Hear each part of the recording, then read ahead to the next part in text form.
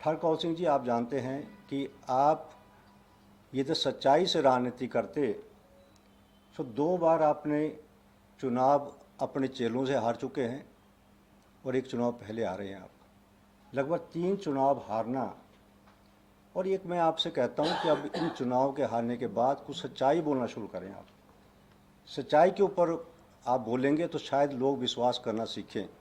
अंदर बांट भी क्यों होती है कि अपने लोगों को, चहेतों को, अभी मैं पंडों की एक देख रहा था, लोग बात कर रहे थे कि हमें वहाँ किसी का नुकसान, केवल सिल्ट आई है उसको भी 1 लाख मिल गया।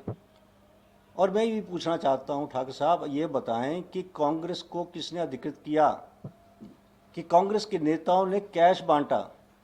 क्या कारण था कि कांग्रेस के नेताओं, किस अथॉरिटी से छोटे मोटे नेताओं ने भी कैश बांटकर जो है इस बात को प्रचार करने की कोशिश की कि सरकार का पैसा है, आर्थिक रूप से ऑनलाइन ट्रांसफ़र होना चाहिए, परंतु आपने कैश के तौर पर जो है लोगों को बांटा। ये बंदर बांट की बात प्रधानमंत्री जी के नज़र में है और प्रधानमंत्री जी ने इसका जो है इसी के बारे में चर्चा की है कि यदि वो बंदर बांट हुई होगी तो हम इसकी इंक्वायरी करेंगे।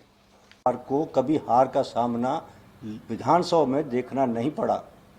जिस दिन देखना पड़ेगा उस दिन हम विचार करेंगे, परंतु आपको तो 3 बार देखने के बाद आपको तो घर बैठना चाहिए। आपको इस तरीके से मैं कहता हूँ राजनीति के अंदर जगह किसी को छोड़ देनी चाहिए।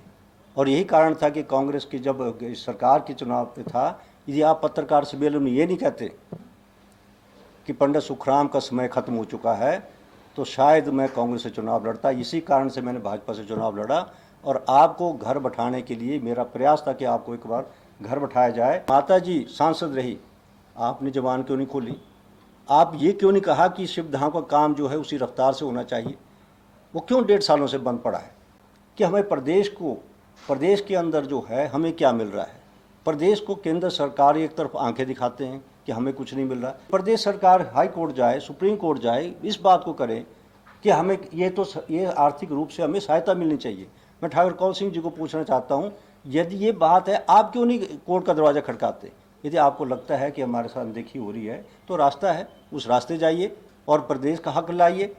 आपके पास बीबीएमबी के माध्यम से मैं पावर मिनिस्टर रहा, हजारों करोड़ बीबीएमबी से हमने आज लेना है वहाँ से, आज हम वो नहीं ले पा रहे।